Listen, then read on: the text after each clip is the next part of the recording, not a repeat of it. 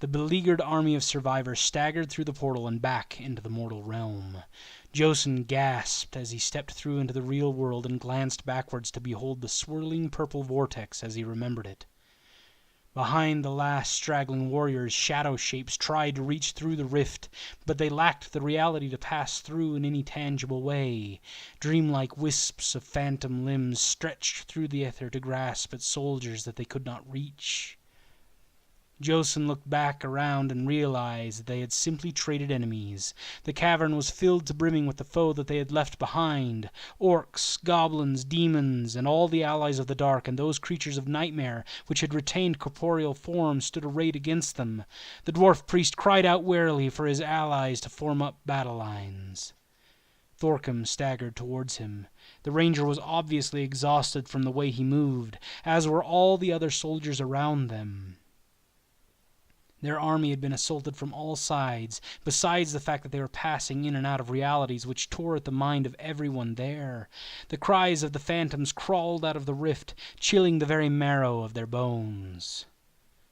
"What be your orders, lad?" Thorkim grunted as he drew closer.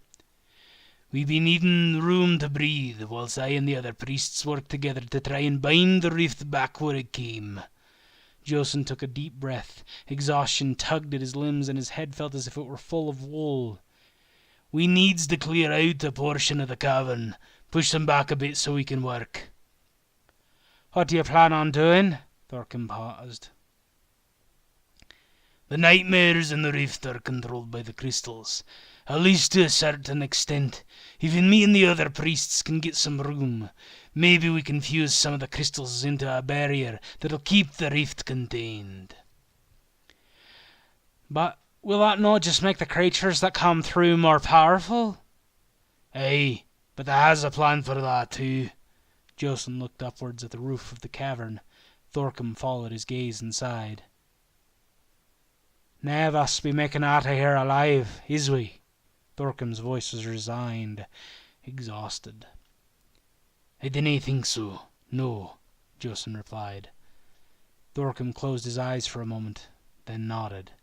He turned and began bellowing orders. Their enemy had already begun advancing on them. A few skirmishes had already broken out on the front lines as weary warriors struggled with vanguard outriders from the evil host before them.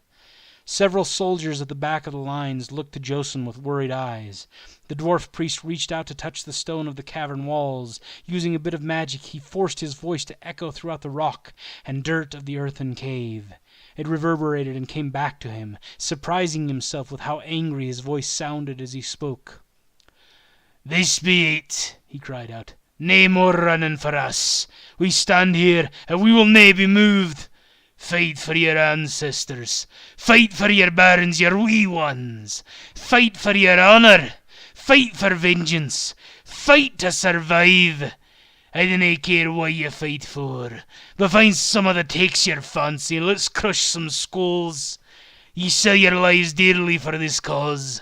The free lands above may not ken of your sacrifice, but there be those who live because of what ye do here today. There be nothing more worthy than that.